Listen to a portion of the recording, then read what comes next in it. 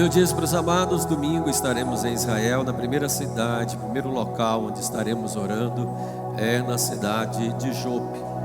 Duas coisas aconteceram ali naquela cidade. Uma delas é onde morava Simão, o curtidor, aonde Pedro recebeu a revelação para pregar a Cornélio. Está lá em Atos dos Apóstolos, capítulo 10. Mas o primeiro grande acontecimento que faz lembrar essa cidade está aqui no livro de Jonas. E o que isso tem a ver com clamor? Eu vou falar sobre isso nessa noite. Então, se você trouxe a sua Bíblia, abra comigo no livro de Jonas, no capítulo 2. Jonas, no capítulo 2. Está aí um livro dos profetas menores, está entre Obadias e Miqueias. Se você chegar lá em Mateus e enfim, tateando assim, voltando para o Antigo Testamento, talvez seja mais fácil de você encontrar. Jonas, capítulo 2. No capítulo 1, versículo 3, diz assim: Jonas levantou-se para fugir da presença do Senhor para Tarsis. Desceu a Jope e encontrou um navio que ia para Tarsis. Pagou a passagem, embarcou no navio para ir com eles para Tarsis, para longe da presença do Senhor. Está aqui o começo da história de Jonas. Capítulo 2, verso 1, continua dizendo: Então Jonas, do ventre do peixe, orou ao Senhor seu Deus e disse: Na minha angústia clamei ao Senhor e ele me respondeu. Do ventre do abismo gritei e tu ouviste a minha voz, pois me lançaste nas profundezas do coração dos mares, e a corrente das águas me cercou, todas as suas ondas e as tuas vagas passaram sobre mim. Então eu disse: Estou excluído da tua presença. Será que eu tornarei a ver o teu santo templo? As águas me cercaram até a alma, o abismo me rodeou, e as águas enrolaram na minha cabeça. Desci até os fundamentos dos montes, desci até a terra, cujos ferrolhos se fecharam atrás de mim para sempre. Tu, porém, fizeste a minha vida subir da sepultura, ó Senhor meu Deus. Quando dentro de mim desfalecia a minha alma, eu me lembrei do Senhor, e subiu a ti a minha oração no teu santo templo. Os que adoram ídolos vãos abandonam aquele que lhes é misericordioso. Mas, com a voz de agradecimento, eu te oferecerei sacrifício. O que prometi cumprirei. Ao Senhor pertence a salvação. E o Senhor falou ao peixe, e este vomitou Jonas na terra. Obrigado, eterno Deus, mais uma vez pela tua palavra. Te louvamos porque o Senhor é bom.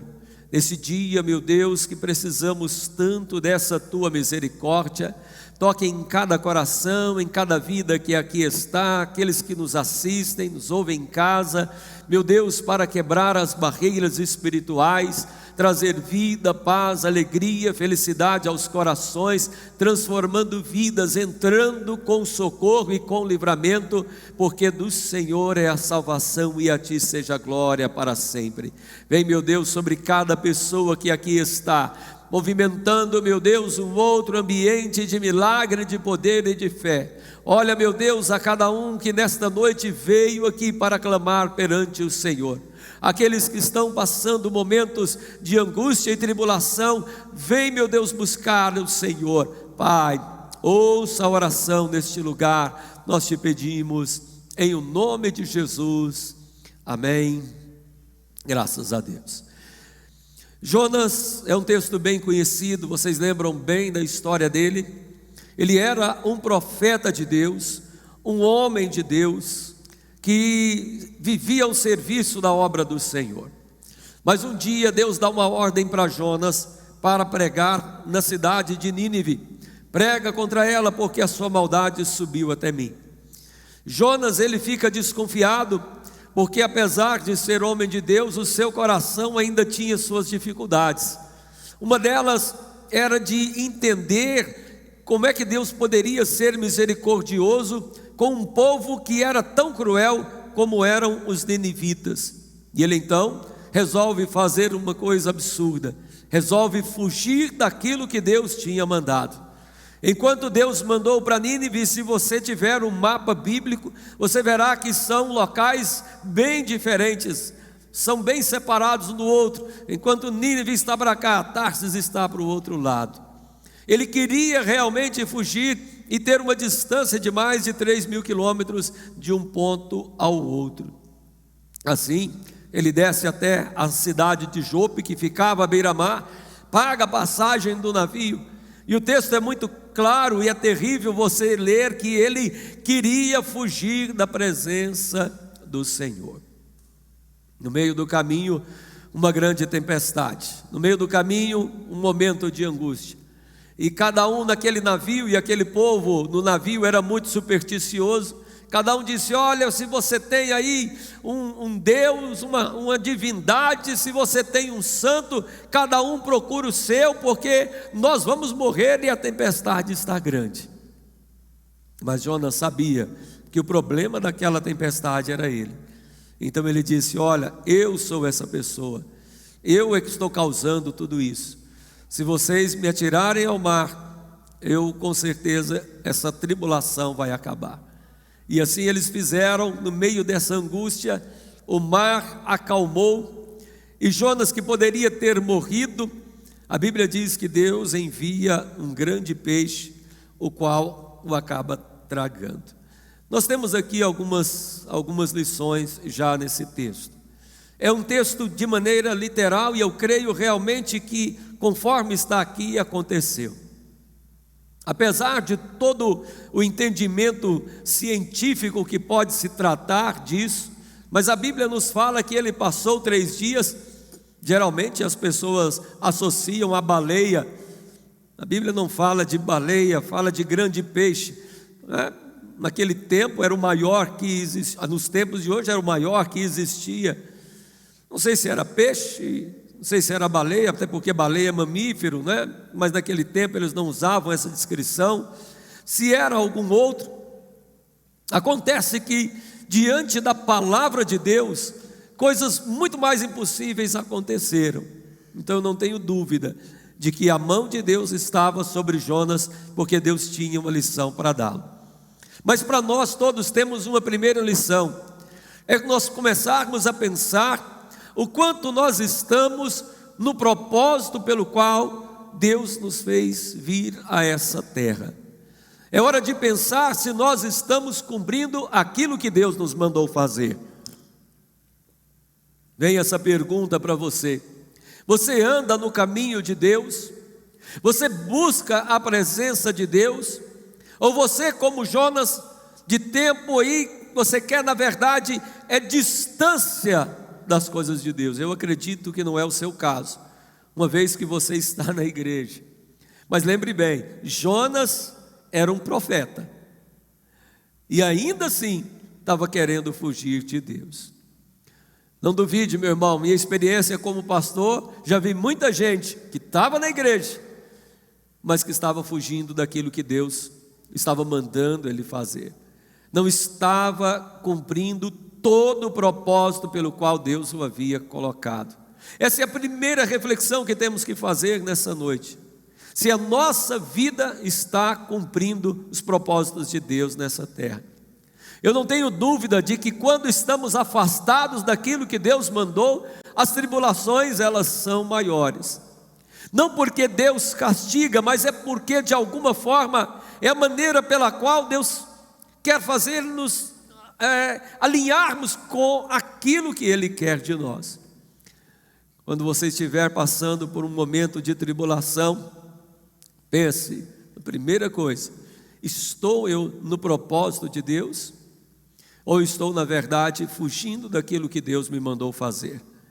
Jonas sabia que estava fugindo daquilo que Deus havia mandado, e ele então, na hora, a única maneira de resolver aquela situação foi se entregar de maneira completa. Ele achou até mesmo que iria morrer, mas Deus queria lhe ensinar uma lição. e providenciou ali esse grande peixe. Depois de 3 dias debaixo no ventre do peixe, diz o capítulo 1, versículo 17, o Senhor ordenou que um grande peixe engolisse Jonas. Jonas esteve 3 dias e 3 noites no ventre do peixe. Isso me lembra a história da criança, não é? Que 2 historinhas que o pessoal conta. Uma que a professora lá estava discutindo com o aluno, falando: isso não é verdade, porque a baleia não pode engolir, papapá, porque não tem isso, porque se engolir o ácido no estômago do peixe. E aí o menino que era crente disse: olha, professora, é o seguinte, se a Bíblia está dizendo isso, então eu acredito. Se a Bíblia diz que o peixe engoliu Jonas e depois vomitou ele, eu tenho que acreditar. Na verdade, se a Bíblia tivesse dito que era o Jonas que engoliu o peixe, eu também ia acreditar, porque a Bíblia é verdade, não é? E aí ela disse: bom, então, como é que a gente vai saber disso? Ele disse: olha, é simples, né? A gente só pode ter certeza de uma forma: no dia que eu chegar lá no céu, não é? E vou encontrar Jonas e vou perguntar para ele como é que foi. Aí a professora: mas e se Jonas tiver ido para o inferno? Bom, se Jonas tiver ido para o inferno, a senhora mesmo pode perguntar, né, e ficar sabendo o resultado. Assim, na verdade, nós precisamos crer naquilo que o Senhor está dizendo, nessa providência de Deus, nesse cuidado de Deus. Jonas estava nesse momento 3 dias, 3 noites, e ele sabia que estava fugindo do propósito de Deus. Mas o capítulo 2 é maravilhoso, porque ele mostra um ponto que nós falamos aqui constantemente. Então Jonas, no ventre do peixe, orou ao Senhor. Diga para quem está do seu lado: orou ao Senhor. Balança ele, diga: oração funciona. Dá uma balançada para ele recordar. Oração funciona, oração resolve. Depois de 3 dias, ele começa a orar. E eu acho tremendo, já o primeiro versículo da oração, o versículo 2, aliás, diz assim: e então ele disse: na minha angústia clamei ao Senhor, e ele me respondeu. Na minha angústia clamei ao Senhor. Isso aqui eu tenho um ponto que é muito interessante, porque eu vejo aqui Jonas, quando lemos o contexto do livro, Jonas era um homem duro, Jonas era um homem orgulhoso. Mas aqui demorou 3 dias para que Jonas se quebrantasse diante de Deus. Sabe, amados, o coração do ser humano é muito duro. O coração do ser humano, muitas vezes, ele é orgulhoso. Ele é capaz de fazer algumas coisas estranhas e não fazer as coisas certas. Tamanho é o orgulho.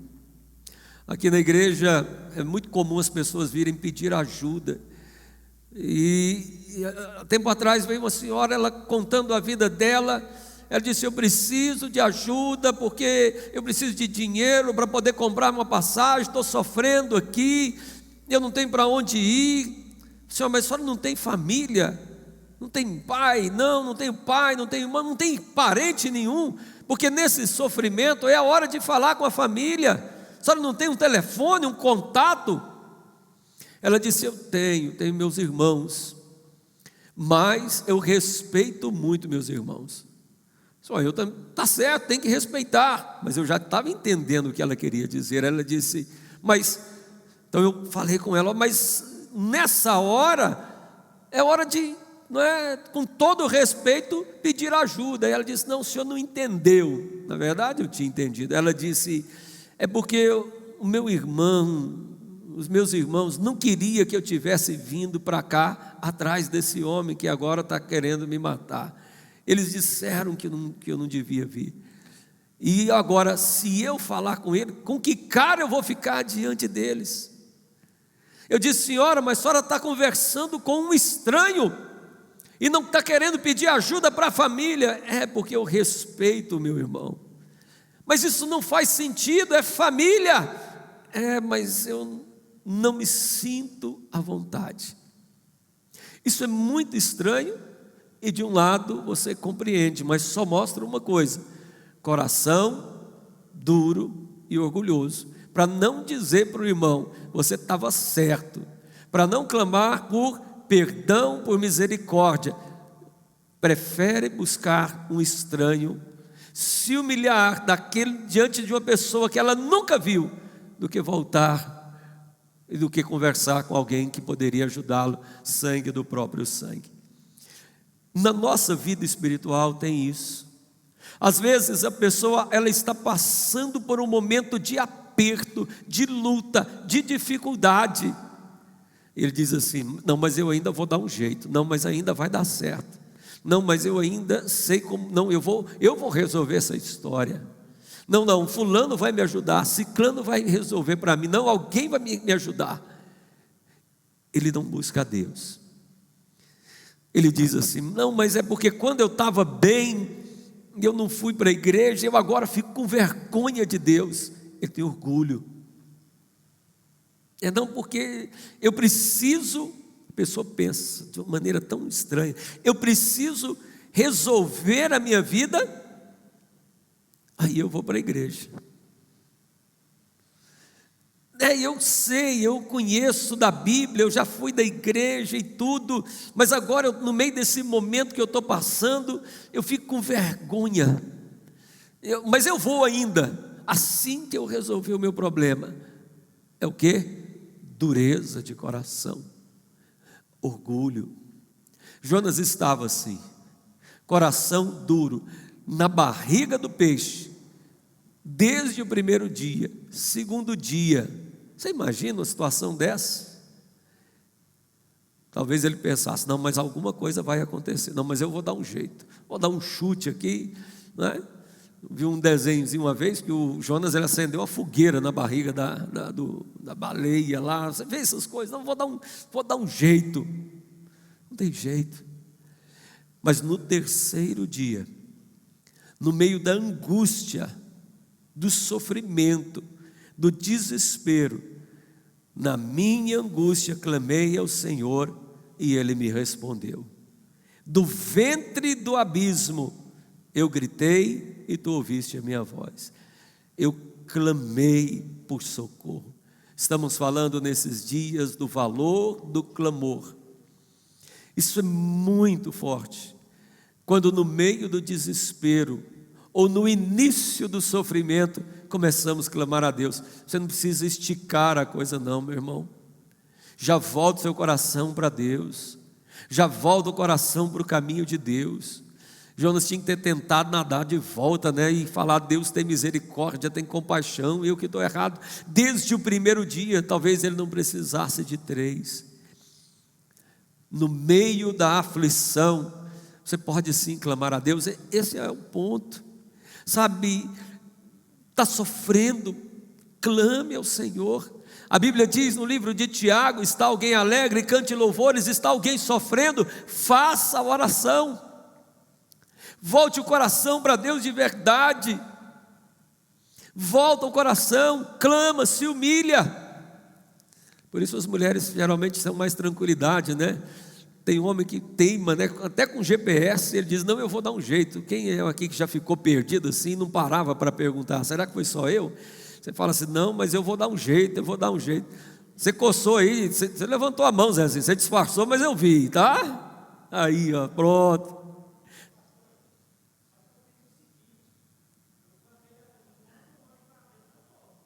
Na hora que perdeu, clamou e Deus mandou o anjo, foi assim?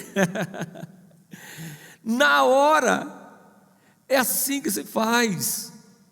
Quando estamos com o coração duro, quando estamos ali e a coisa vai só se perdendo. Mas Jonas, nesse momento, depois de 3 dias afastado, na minha angústia, clamei ao Senhor. Dentro do abismo gritei e tu ouviste a minha voz. É o clamor na hora do sofrimento. Pode clamar, meu irmão. Você não vai dar conta de resolver, a coisa está piorando. Clama a Deus, bota o joelho e clama. É no meio da angústia mesmo, a coisa está ruim. Você está clamando é porque está ruim. Ah, mas né? Às vezes a pessoa faz igual a pessoa: quando eu estava bem e eu não estava indo para a igreja, e agora que a coisa está ruim. Meu irmão, confie nessa graça, nesse amor. O versículo 8 é maravilhoso, ele diz: olha, os que adoram ídolos vãos abandonam aquele que lhes é misericordioso. Ele falava isso porque na hora do aperto, a pessoa quer resolver as coisas por si mesmo. Ele acredita em tudo quanto é simpatia, né? Tem, pelo amor de Deus, a pessoa busca horóscopo, ele busca, né, simpatia, ele, não é cheio de coisa. Eu me lembro quando era criança, um dia estava na fazenda da minha avó, e aí o camarada começou a engasgar, nós estava comendo lambari, ele começou a engasgar, e minha avó: acode, acode, acode, vira o tição.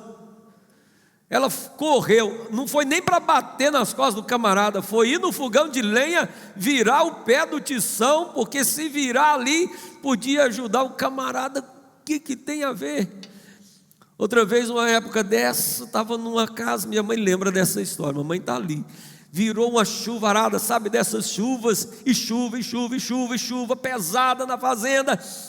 E a menino, né, só acha coisa boa, e a mulherada no desespero, e aí um falou: não, joga alho no fogo, e aí começou a jogar as réstias de alho no fogo. Aí uma outra diz: não, joga a peneira, porque a peneira ela corta a água. Aí ela jogou, não era a peneira grossa, era a peneira fina, e eu lembro direitinho de jogar a peneira, e o vento fazia assim, levar a peneira embora. Nada. O que muda é a mão daquele que tem todo o poder. Aqueles que buscam ídolos vãos abandonam aquele que lhe é misericordioso.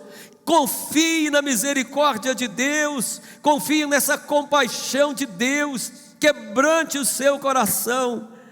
No versículo 9, que eu quero focar nessa noite, para a gente poder orar e eu terminar, 3 elementos que ele diz de maneira muito forte, ou 4, ele diz: com voz de agradecimento, aprenda a ser grato por aquilo que Deus já fez na sua vida. Seja grato a Deus.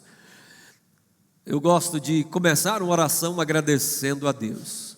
Eu gosto de estar aqui cantando louvores em agradecimento àquilo que Deus fez. Deus já fez muito por nós. Você pode estar passando um momento difícil, mas Deus já fez muito na sua vida. Deus já te livrou em várias situações. Se tem uma maneira de agradar o coração de Deus, é ter um coração grato, porque você até aqui, você está passando um momento difícil, mas você está passando, você está vivo, o Senhor está ouvindo a sua oração, ainda assim Deus está contigo. Então tenha um coração grato, até mesmo pelas dificuldades, porque se você está suportando dificuldade, é porque você está vivo e está lutando. Dê graças a Deus. Aprendi a viver contente em toda e qualquer situação. Aprenda a agradecer a Deus pelo alimento. A gente que é brasileiro tem mania de reclamar de tudo. Você já viu isso? A gente reclama do calor, a gente reclama do frio, reclama do sol, reclama da chuva. Quantas vezes você já agradeceu? Começou a chover? Graças a Deus. Fez sol, graças a Deus, obrigado Senhor, com voz de agradecimento, tenha o coração agradecido. Eu te oferecerei sacrifício. Daqui o segundo ponto. Primeiro, seja grato. Segundo, você precisa saber que é necessário apresentar-se diante de Deus. Quando fala de sacrifícios, são sacrifícios pacíficos. Está falando aqui que no meio dessa gratidão, ele retribui com aquilo que Deus deu. Era assim que eles faziam. Chegavam na casa de Deus e davam as suas ofertas, apresentavam a Deus os seus dízimos, mas a visão deles era um pouco diferente. A gente fica tentando mostrar isso o tempo inteiro, porque o que eles faziam era fruto daquilo que eles já tinham recebido. Que coisa maravilhosa! Ofereciam a Deus daquilo que eles tinham, que era fruto do trabalho. Você precisa ser fiel a Deus. Tenha um coração agradecido, tenha um coração fiel, com vozes de agradecimento. Era a maneira que ele ia ofertar. Oferecerei sacrifícios. O versículo continua dizendo a terceira coisa. Ele diz: o que prometi, o que votei, cumprirei, diz em outra tradução. E aqui tem outro ponto, que é nosso, que é o voto das 7 orações, os compromissos que você faz diante de Deus, o voto que você fez com o Senhor. Esses dias alguém me falou, bispo, eu comentava isso na tarde da bênção, eu fiz o voto, comecei a ir na igreja e tudo, e estou fazendo o voto, eu posso fazer o voto em casa agora? Senhor, olha, se o seu voto foi de vir na igreja 7 orações, então o voto é igreja em 7 semanas. Mas eu posso fazer em casa, meu irmão? Se o seu voto com Deus é de ficar em casa, então é seu voto com Deus, mas o voto das 7 quartas-feiras de oração na igreja. Então tem gente que nos assiste e nos ouve em vários lugares, ele faz lá na casa dele: Senhor, eu não posso ir, mas eu vou estar aqui orando 7 quartas-feiras. É ele com Deus. Alguns irmãos se sentem prejudicados, né? Porque especialmente noite da bênção, a rádio não está transmitindo, e na tarde da bênção, às vezes não, tem 3 horas da tarde, a transmissão ela é cortada. Agora na internet as pessoas continuam acompanhando, tem dia que a internet falha e vira uma confusão. Esses dias o irmão ligou bravo para o apóstolo: vocês ficam só transmitindo na internet porque deu problema na rádio, e nós que é pobre, só tem rádio, vocês não transmitem. Ficou bravo. Mas tem esses problemas. No entanto, se é o voto que ele fez, é o voto que ele fez. Agora, quem faz o voto é a pessoa, não é? E também você tem que cumprir o seu voto.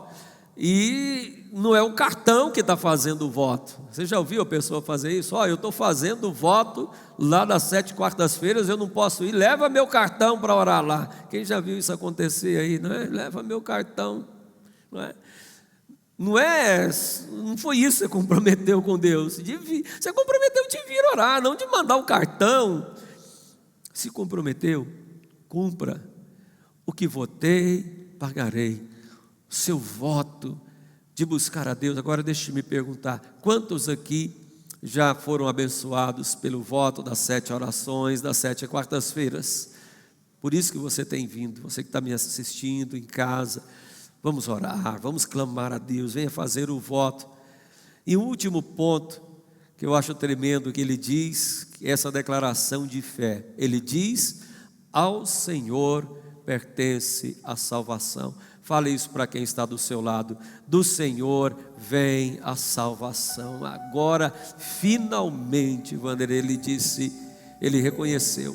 No começo ele estava duro, depois de 3 dias, ele queria resolver o problema, mas depois disso, suas últimas palavras foram: do Senhor é a salvação. Quem vai me salvar disso?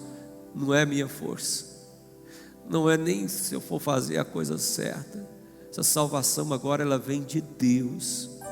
É Deus que vai entrar com o livramento. Não tem jeito de acender fogo aqui na barriga do peixe, não tem jeito de fazer cócegas, não tem o que fazer aqui dentro. Já estou aqui há 3 dias, eu só posso clamar a Deus, porque esta salvação vem do Senhor. E aí eu te digo, irmão, do Senhor vem a salvação. Daquilo que você não tem resposta, de situações inimagináveis, e o ser humano ele é capaz de fazer coisas inimagináveis, e se colocar em situações que a gente fica pensando: como é que ele pensou numa situação dessas? O ser humano é capaz de enrolar a sua vida, seu casamento, o seu trabalho, fazer esquemas de tal forma. Eu não li, mas o versículo 5, diz: as águas me cercaram até a alma, o abismo me rodeou, as águas enrolaram na minha cabeça. Tem gente que é capaz de entrar em tanto rolo, e a cabeça está tão enrolada, a vida está tão enrolada. Eu não sei como é que ele conseguiu entrar ali. E o pior, como sair?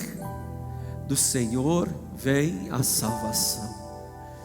Não sei como é que eu estou devendo desse jeito, não sei o que eu fiz, não sei o que aconteceu, como é que eu entrei nesse problema, no meio dessa dificuldade, nesse rolo, nessa confusão, não sei como sair. Do Senhor é a salvação. já tentei, já falei, quanto mais mexia, mais a coisa enrolava. Ore a Deus, do Senhor vem a salvação. Clame ao Senhor, confie na misericórdia dEle, seja grato a Deus, faça suas ofertas diante do Senhor, cumpra os seus votos perante Deus e confie. Deus é misericordioso, Ele entrará com salvação na sua vida, amém?